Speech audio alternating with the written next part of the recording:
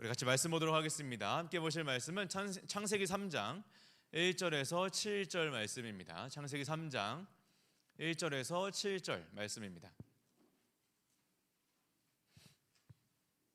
창세기 3장 1절에서 7절 우리 7절의 말씀을 저랑 번갈아 가면서 읽고 마지막 7절은 같이 읽도록 하겠습니다. 그런데 뱀은 여호와 하나님이 지으신 들짐승 중에 가장 강교하니라. 뱀이 여자에게 물어 이르되 하나님이 참으로 너희에게 동산 모든 나무의 열매를 먹지 말라 하시더냐.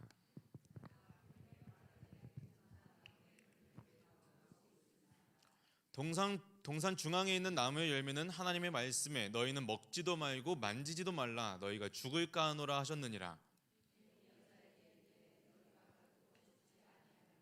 너희가 그것을 먹는 날에는 너희 눈이 밝아져 하나님과 같이 되어 선악을 알 줄 하나님이 아심이니라.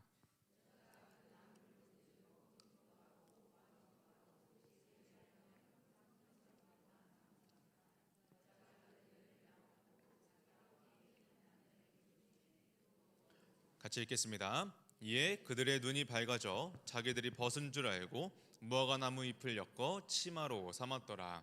아멘. 좋습니다. 시작하기 전에 제가 게임 한 가지를 좀 하려고 해요. 무슨 게임이면 다 같이 할 건 아니고 한 3명 정도만 자원하는 사람을 받겠습니다. 뭐 할 거냐면 의자 뺏기 게임을 할 겁니다. 그냥 하라 그러면 안 나올 거니까 문상 걸고. 선착순 3명 나오세요. 선착순 3명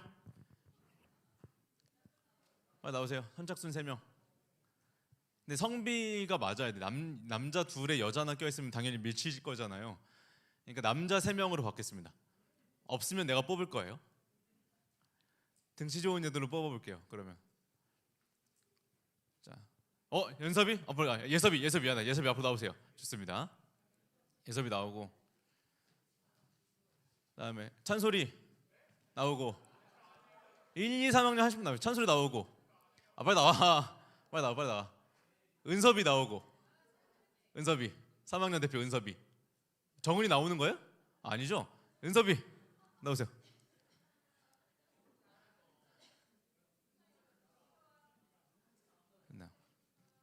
남자 3명이니까 너 오늘 왜 금목걸이 차고 왔어, 산솔아?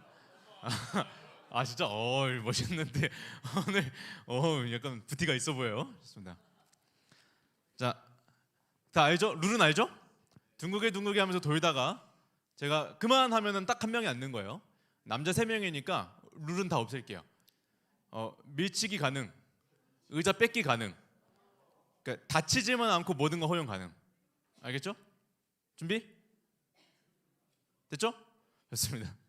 자, 준비하시고, 자, 이때 한 명씩 서요. 이렇게 한 명씩 서요. 혹시 모르니까 다칠 수도 있으니까 이거 밀게요. 그러면 그 둥글게는 다 같이 해주세요. 알겠죠? 자, 시작. 둥글게 돌아요. 둥글게 빙글빙글 돌아가며 춤을 빠르게 돌아요. 시작. 돌면서 노래를 부르며 랄랄라 즐겁게 춤추자. 링가링가링 그만. 나 좋습니다. 좋습니다. 네, 박수 한번 주세요. 은서가 너무 의욕이 없었던 거 아니니? 좋습니다. 네, 들어가세요. 되게 찬솔이 손쉽게 얻었네. 은서 너는 고마워해야 돼. 은섭이 힘을 안 썼어 지금. 좋습니다. 누가 나갔어야 돼? 한 판 더? 여자들 한 판 더? 안 할 거죠? 네. 뭐라고요? 여자들 대표 나온다고요? 네, 좋습니다. 네, 되게 간단한 게임이긴 하지만 유치하기도 하고 간단한 게임이지만 오늘 이 이야기를 하기엔 너무 적절할 것 같아서 같이 해봤습니다. 의자 뺏기 게임의 핵심 목표가 뭐죠? 의자에 앉는 거죠. 근데 의자는 몇 개예요? 의자는 한 개밖에 없어요. 이 하나밖에 없는 이 중심의 자리를 누가 차지하느냐를 두고 함께 싸우는 겁니다. 네, 빙글빙글 즐겁게 돌다가도 휘슬이 울리면 그 자리는 내 것이 돼야 돼요. 내 자리가 되어야만 나는 이기는 겁니다. 모두가 함께 중심을 차지하기 위해서 경쟁하고 싸우고 다투게 되는 거죠. 그런데 이 의자 뺏기 게임이 단순히 세상의 놀이로만 적용되는 것이 아니라 오늘날 우리에게 주입하는 생각도 마찬가지라는 겁니다. 세상이 우리의 마음속에, 우리의 삶에 또 주입하는 생각이 바로 이와 같다라는 거예요. 우리 마음속에도 분명하게 이런 한 자리가 존재합니다. 우리 마음속에 두 자리가 아니라 분명하게 한 자리가 존재합니다. 그러면 이 자리에 과연 누가 앉겠는가? 누가 앉겠는가 하는 겁니다. 세상은 말하죠. 삶의 주인은 누구다? 삶의 주인은 나 자신이다. 그런 비유도 합니다. 인생이 무대라면, 인생이 우리 하나의 연극과 같다면 기왕 연극할 거 조연이 말고 주인공이 되라라고 우리에게 이야기합니다. 그래서 끊임없이 우리를 1등의 사회로 몰고 가는 거죠. 결국에 이 삶의 중심의 자리를 내가 차지하라고, 내가 이기는 게임을 하라고 우리를 유혹하는 겁니다. 그런데 오늘 본문에 보면 그렇게 삶의 중심의 자리를 하나님이 아니라 나 자신이 차지하려고 할 때 어떤 일이 벌어졌는지를, 그 결과를 우리에게 보여주고 있습니다. 말씀을 보면 먼저는 생각에 있어서 자기 중심적인 생각을 가지면 어떻게 되는지 한번 보길 원합니다. 아담과 하와가, 하나님이 처음 인간을 만드시고 아담과 하와를 창조하시고 아담과 하와가 사이좋게 동산을 거닐고 있을 때 갑자기 어느 순간 뱀 한 마리가 등장합니다. 뱀이 등장해서 간교한 목소리로 여자를 꾀기 시작합니다. 그러면서 이렇게 뭐죠? 1절 후반부의 말씀이죠. 하나님이 참으로 너희에게 동산 모든 나무의 열매를 먹지 말라 하시더냐. 하나님이 너희한테 모든 나무의 열매를 다 먹지 말라 그러더냐? 라고 묻는 겁니다. 하나님께서 원래 뭐라고 말씀하셨어요? 다 아시죠? 2장 16절과 17절의 말씀입니다.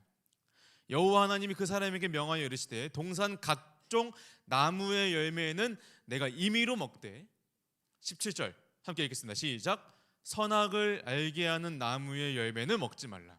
내가 먹는 날에는 반드시 죽으리라 하시니라. 하나님이 몇 개를 금지했어요? 한 개를 금지했어요.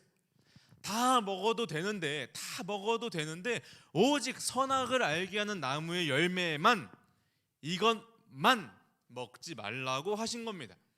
그런데 뱀은 그 하나님이 금지하신 것에 대하여 과장하고 교묘하게 왜곡하고 있는 거예요. 마치 이런 느낌인 것 같습니다. 여러분 학교에 갔는데 학교에 있는 친구들이 여러분이 주일에 교회 가는 걸 보고 이렇게 이야기는, 어머, 너네가 고3인데 교회를 매주 가니? 교회가 그렇게 매주 나오래? 하는 겁니다. 막 이렇게 약간 조롱기가 섞이면서 과장되게 하는 거죠. 뭐 교회를 매주 가야 돼? 한 번이라도 빠지면 하나님 천벌 내린대? 한 번도 빠지면 안 된대? 야 11조 안 내면 죽어? 막 이러고 과장되게 이야기하는 거예요. 죽을 사람 많이 있는데, 그렇죠? 막 이렇게 과장되게 이야기를 하는 겁니다. 이 마음이 흔들리게 되는 거예요. 이 뱀이 이런 말들로 여자의 마음에 있는, 아니 우리의 마음에 있는 하나님에 대해서 다시 한번 더 생각해 보게 만듭니다. 하나님께서 말씀하신 거와 하나님의 성품과 하나님의 인격에 대해서 고민하게 만드는 거예요. 의심하게 만드는 거예요. 그 생각을 비틀어 버리고 하나님에 대해서 오해하게 만드는 겁니다. 사실 하나님은 어떤 분이에요? 동산에 여러 가지 수십 종의 나무를 만들어 놓고 모든 열매를 만들어 놓고, 야 여기 있는 거 하나부터 열까지 싹 다 뷔페처럼 차려놓고 다 먹어도 돼. 다 먹어도 되는데, 다 먹으라고 말씀하신 은혜의 하나님인데 뱀이 야 모든 거 먹지 말래? 하는 이 한마디로 인해서 하나님의 생각이 달라지는 거예요. 하나님은 어떤 분이 됩니까? 모든 것을 허용하신 은혜의 하나님에서 제한을 두는 쫌생이 하나님으로 변하는 거예요. 쫌생이가 되는 겁니다. 야 우리를 가둬놓는 거예요. 좋은 건 자기만 먹는 사람처럼 만들어 버리는 겁니다. 그런 마음이죠. 에이 줄 거면 다 주지. 줄 거면 다 주지. 왜 이 하나 남겨놔? 아니 이 하나는 뭔데? 그러니까 괜히 이게 더 좋아 보이는 거야. 그러니까 이 하나는 가장 좋은 거니까 하나님이 혼자 남겨놓지 않았을까? 하나님이 다 먹어도 되는데 우리한테 싼 거, 뭐 맛없는 거, 아니면 적당히 만들어 놓은 거 두고 하나님 정말 정성스럽게 만든 선악과 이거 한 개만, 가장 귀한 이 한 개만 우리한테 안 주려고 남겨놓은 거 아닐까? 괜히 비겁하고 비열한 하나님이 되어버리는 거예요. 그러니까 하나님을 향해서 불신과 불만족의 씨앗이 우리 마음속에 심겨지는 겁니다. 그런데 그 전략이 어떻게 해요? 대성공을 했습니다. 하나님에 대한 하와의 생각이 교묘하게 뒤틀려지기 시작해요. 3절의 말씀에 이렇게 나오죠. 3절 같이 읽겠습니다. 시작. 동산 중앙에 있는 나무 열매는 하나님의 말씀에 너희는 먹지도 말고 만지지도 말라 너희가 죽을까 하노라 하셨느니라. 여기서 다른 점 뭐가 있어요? 뭐가 달라요? 아까 하나님께서 말씀하신 거랑 지금 이 말씀이랑 뭐가 달라요? 죽을까 하노라. 원래 뭐라 그랬어요? 반드시 죽는다 그랬죠. 그런데 죽을까 하노라 한 거예요. 또 한 가지가 더 있습니다. 뭐예요? 그렇죠. 답이 나와 있는데 왜 말을 못합니까? 만지지도 말라. 하나님께서 뭐라 말씀하셨어요? 먹지 말라. 그런데 하와는 만지지도 말라 그랬어요. 그런 거죠. 이거 문상인데 야 이거 너 줄 거 아니야? 근데 뭐 이렇게 남겨놓으면 만질 수는 있겠죠. 그런데 어느 순간 저는 이걸 만지지도 못하게 하는 그냥 이렇게 속 좁은 점생이로 변하는 겁니다. 선악과가 있는데 만져볼 수 있잖아요. 나무 쓰다듬어 볼 수 있잖아요. 선악과 한번 닦아줄 수 있잖아요. 그런데 터치도 안 되는 거예요. 괜히 하나님이 점생이같이 되는 겁니다. 강압적인 분이 되고 닫혀있는 분이 되어버리는 겁니다.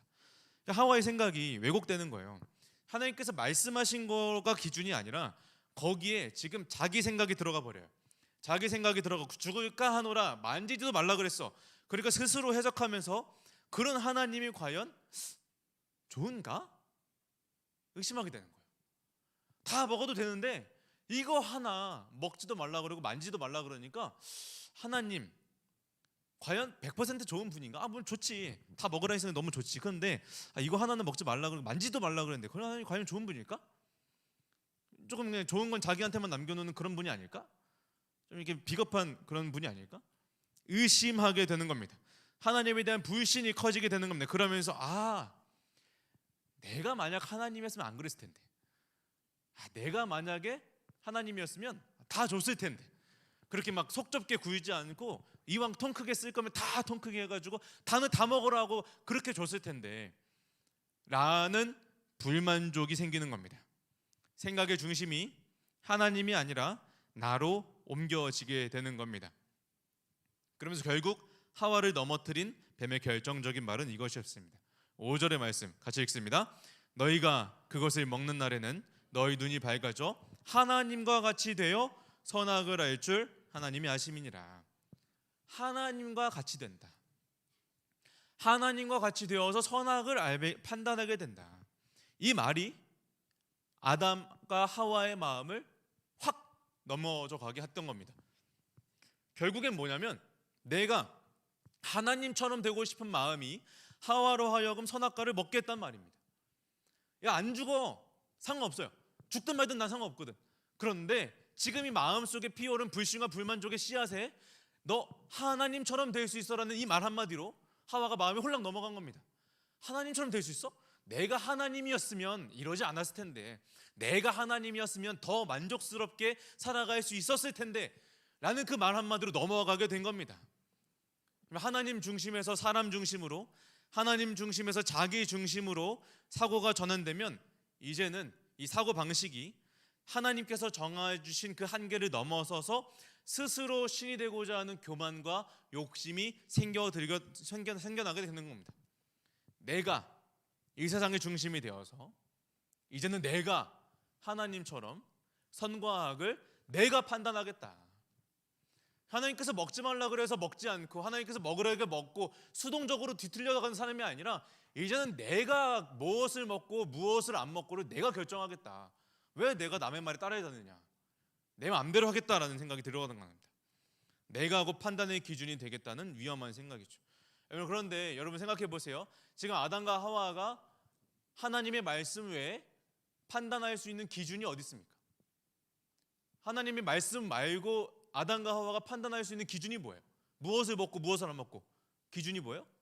없어요. 아무것도 없어요. 그러니까 그 기준이 없으면 무엇에 의존해서 판단하게 되냐면 결국엔 내 욕망과 내 감각에 의존하게 되는 겁니다. 내 감정에 의존하게 되는 겁니다. 그러니까 6절의 말씀을 보세요. 여자가 그 나무를 본즉 먹음직도 하고 보암직도 하고 지혜롭게 할 만큼 탐스럽기도 한 나무인지라. 말씀이 사라지니까 그 자리에 욕망과 감정이 들어서고 자기 중심적인 생각에서 내 욕망과 감정이 모든 선과 악을 판단하는 기준이 되어버리는 겁니다. 우리의 마음을, 우리의 모습을 함께 돌아보기를 원합니다. 지금 만약에 내가 지금 이 의자에 앉아 있다면 무엇이 옳고 무엇이 그른지를 판단하는 생각의 기준이 나의 욕망과 나의 감정이 되어버릴 수밖에 없는 거예요. 내가 하고 싶은 대로, 내가 보기에 괜찮은 대로, 내 마음이 이끄는 대로 판단하는 것이죠. 진로에 있어서 함께 생각해 볼까요? 진로에 있어서 어떻게 될까요? 진로를 고민할 때 하나님이 과연 내 삶에 무엇을 원하실까? 미래를 고민할 때도 하나님이 과연 나의 삶을 통해서 이루고자 하시는 것이 무엇일까를 고민하면서 결정하는 것이 아니라 제일 먼저 드는 생각이 뭐예요? 나는 뭐 하고 싶은가? 그렇죠? 나는 뭘 하고 싶지? 나는 뭐가 되고 싶지? 나는 뭐 하면서 먹고 살고 싶지? 나는이 먼저 나오는 거예요. 그러니까 진로와 미래를 하나님 없이 나 혼자서 생각합니다. 공부에 있어서도 마찬가지죠. 인간관계도 마찬가지죠. 모든 문제를 바라볼 때에도 하나님이 보시기에 무엇이 옳은가, 하나님께서 보시기에 무엇이 그른가를 판단하는 것이 아니라 내가 보기에 무엇이 옳고 그른가를 생각하게 된다는 겁니다. 내가 지금 생각하기에 무엇이 옳은가, 나는 어떻게 하고 싶은가를 먼저 묻게 되는 겁니다. 그러니까 시험 기간이 되고 수행평가가 있고 수능이 다가오면 여러분 마음에 크게 고민이 되는 거예요. 어떻게 해야 되지? 나는 어떻게 해야 되지? 고민하게 되는 겁니다. 그런데 이런 문제가 비단 우리 삶의 고민의 영역에만 적용되는 것들이 아니라 예배와 신앙의 영역에서도 마찬가지로 동일하게 적용됩니다. 예배라고 해서 신앙이라고 해서 다 하나님 중심적이 되는 게 아니에요. 예배도 그냥 이 자리에 와서 찬양하고 기도하고 예배드린다고, 혹은 누군가는 정말 뜨겁게 찬양하고 뜨겁게 기도한다 해도 그 사람의 마음에 다 하나님 중심이 아니라는 겁니다. 예배와 신앙도 자기 중심으로 생각하면 내 감정 중심의 예배, 자기 만족적인 신앙이 되어버리는 겁니다. 예배를 드리러 나오는데, 찬양을 하는데 마치 영화를 보러 가는 것처럼 나는 이 순간에 뭔가 감동을 얻기를 원해요. 오늘 예배를 드렸는데, 찬양을 했는데 뭔가 이 마음에 터치가 없어. 눈물이 나지도 않고 뭔가 마음에 두근거림도 없고 뭔가 감정적으로 되게 차가워. 그럼 나는 오늘 은혜를 못 받은 거야.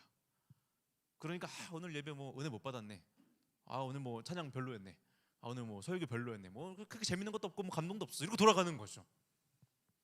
이런 생각이 들어가는 겁니다. 기도하는 것도 마찬가지. 기도할 때 눈 감고 뜨겁게 기도하는데 누군가는 되게 뜨겁게 열심히 눈물 흘리면서 기도하는데 그 마음에 사실은 하나님이 없고 자기 감정이 들어서 있을 수 있다는 겁니다. 여러분, 예배는 누구한테 드리는 거예요? 예배는 하나님께 드리는 거예요. 그런데 내가 이 순간에 감동이 없거나 예배가 별로면 내 신앙이 별로인 것 같은 불만족스러움이 생깁니다. 결국에 우리가 이 자리에 지금 한 자리밖에 없는 이 자리에 내가 아니라 하나님이 앉아 계시는 하나님 중심적인 생각을 회복하기 위해서 우리가 물어야 하는 질문은 이것입니다. 하나님이 보시기에 어떠한가? 하나님이 보시기엔 어떠한가? 이 질문이 우리 속에 먼저 들어야 합니다. 오늘 예배 하나님이 보시기엔 어땠는가?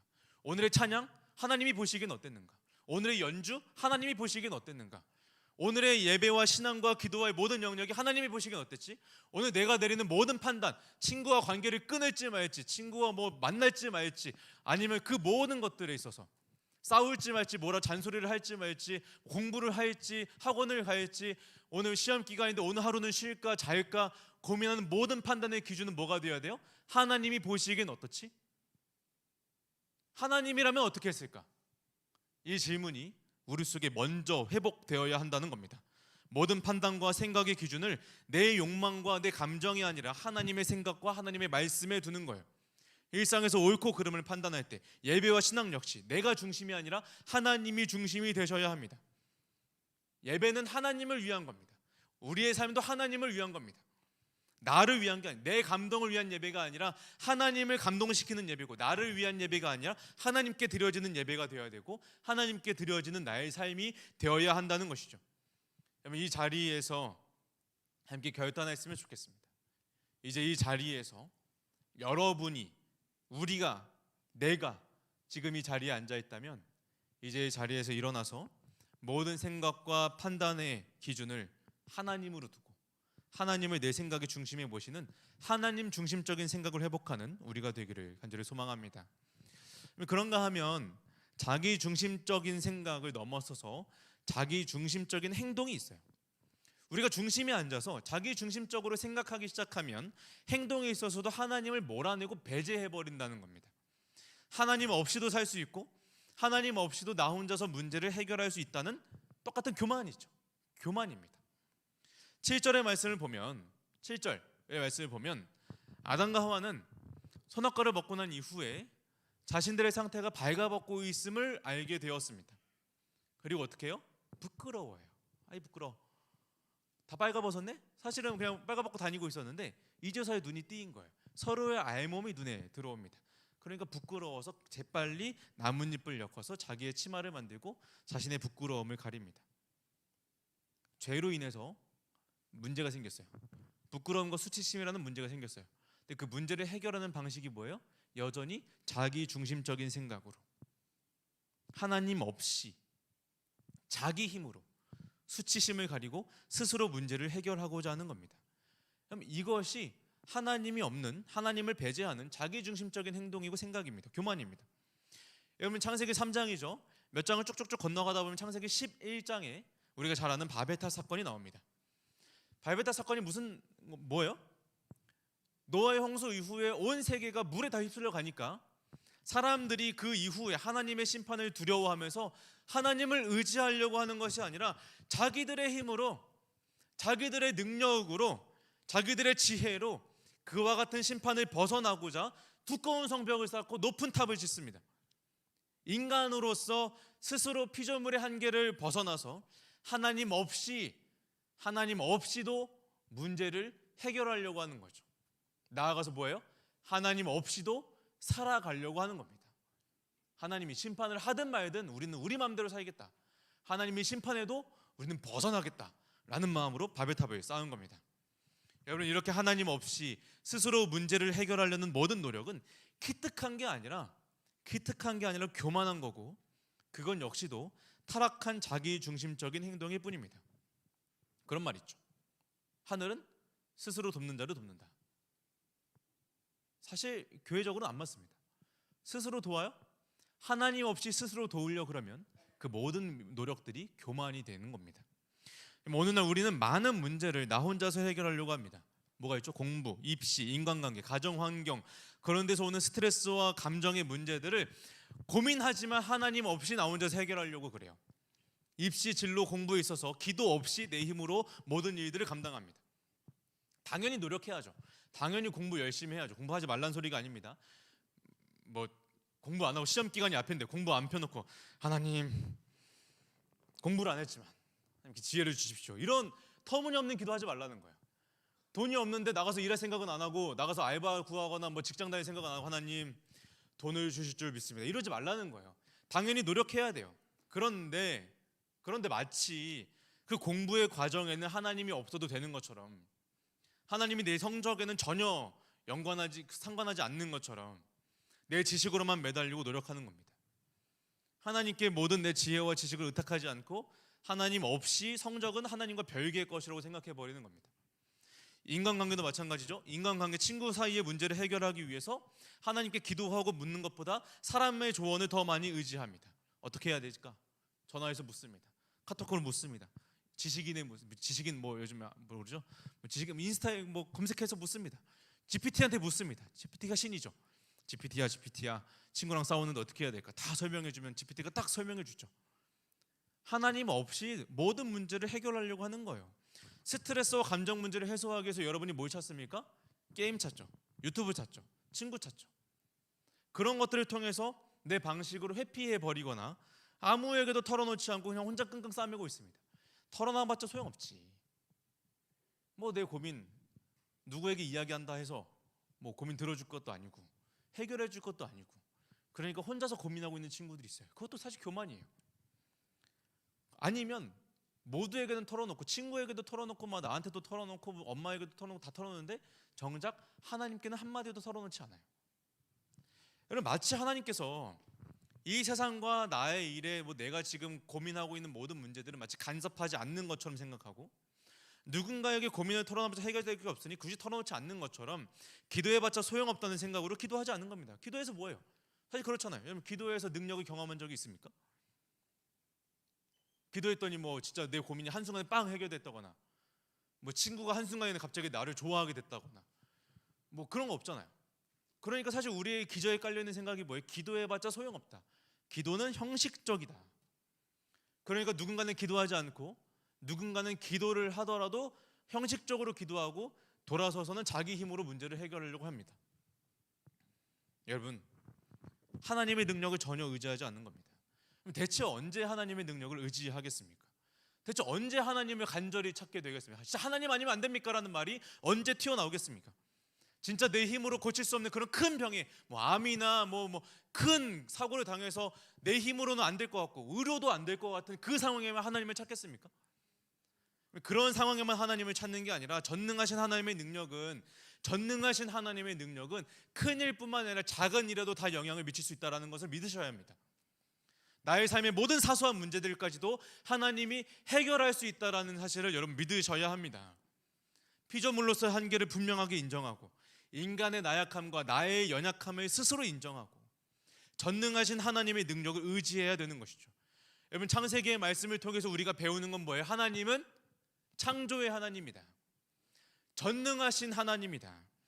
이 세상에 있는 모든 것들을 창조하시고 심지어 나를 만드신 분이 누구예요? 하나님이세요. 나를 누구보다도 잘 알고 나의 모든 속마음까지 다 털어놓을 수 있는 분이 하나님이시라는 겁니다.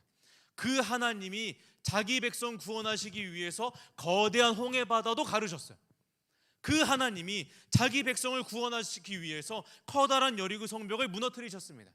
그런 큰 일에만 역사합니까? 아니에요. 하나님께서 자기 백성을 위해서 숨죽여 기도하는, 차마 소리낼 수 없어서 숨죽여 울며 기도하는 한나의 기도를 하나님께서 들으셨다는 사실을 우리는 기억해야 합니다. 하나님은 큰 일에만 역사하시는 분이 아니라 나의 작은 신음에도 응답하시는 분입니다. 그러면 여러분, 하나님 없이 내 힘만으로 세상을 살아갈 수 있다고 생각하지 마십시오. 내 힘으로 세상의 모든 문제를 해결할 수 있다고 착각하지 마십시오. 나의 유한함과 한계를 분명히 인정하고 하나님을 의지하는 자가 더 강하고 더 지혜로운 사람입니다. 다시 한 번 더 결단을 요청합니다. 이제 이 앉아있는 자리에서 일어나서 하나님을 내 행동의 중심에 모시는 하나님 중심적인 행동을 회복하는 우리 모든 고등부 친구들이 되기를 간절히 소망합니다. 이제 말씀을 정리해 볼까요? 창세기 3장에 나오는 이 비극, 중심이 바뀌는 이 비극은, 이 모든 타락의 원인은 인간의 중심이 바뀌기 때문에 시작된 일입니다. 사탄은 원래 하나님을 중심을 모시던 인간의 마음에 교만과 불만족의 씨앗을 심어서 하나님의 자리를 넘보게 만듭니다. 지금 내 상태가 불만족스러운 거예요. 되게 만족하며 살아가고 있었는데 나보다 더 많이 가진 사람, 혹은 내가 가지지 못한 것을 바라보게 하니까 지금 나의 상태가 불만족스럽기 시작한 겁니다. 그러니까 나은 것들을 바라보게 돼요. 내가 가지지 못한 것들을 바라보게 돼요. 내가 해결할 수 없는 문제들을 바라보게 돼요. 그 문제들에 있어서 내가 하나님이었으면, 내가 주도권을 잡았으면, 나라면 해결할 수 있었을 텐데, 그런 생각이 들기 시작합니다. 그러면서 사탄은 계속해서 우리 마음에 부추기는 거야. 야, 너는 왕이 될 자격이 있어. 야, 너 얼마나 훌륭한 사람이야. 하나님께서 너를 정말 귀하게 만드신 존재라며. 그러면 너는 이 자리에 앉을 자격이 있는 거야. 너가 세상의 중심이 될 자격이 있는 거야. 하나님 세상 만들어 놓고 저 멀리 계시니까 상관없어. 너의 인생의 주인은 너야. 너가 이 자리에 앉으면 돼. 사탄은 끊임없이 우리에게 유혹합니다. 이 자리에 앉아야 한다고? 너는 충분히 앉을 자격이 있다고? 우리는 그럴 만한 사람이라고 우리를 계속해서 부추깁니다. 착각하게 만드는 거예요. 그러면서 이 자리에 앉고 싶도록 만드는 겁니다. 그런데 결과를 보세요. 마치 의자 뺏기 게임을 하는 것처럼 내가의 중심을 차지하기 위해선 결국에는 이 자리에 앉아있는 하나님을 밀쳐낼 수밖에 없습니다. 내 생각과 내 행동에서 하나님을 배제할 수밖에 없는, 하나님과 함께 엉덩이를 반쪽씩 걸터놓고 앉을 수가 없다라는 거예요. 승자는 한 명입니다. 그러니까 하나님을 밀쳐내고 이 자리에 내가 앉습니다. 하나님이 없어야 나의 왕권이 견고해지는 거예요. 그렇게 하나님을 밀어내니까 하나님과의 관계가 끊어졌습니다. 하나님과의 관계가 끊어지니까 모든 것이 끊어지고 망가지기 시작했습니다. 그 뒤에 있는 말씀을 쭉쭉쭉 나가는 것들을 보세요. 먼저 내 안에서 나 자신과의 관계가 끊어져 버립니다. 그러니까 부끄러움과 수치심이 몰려오는 거예요.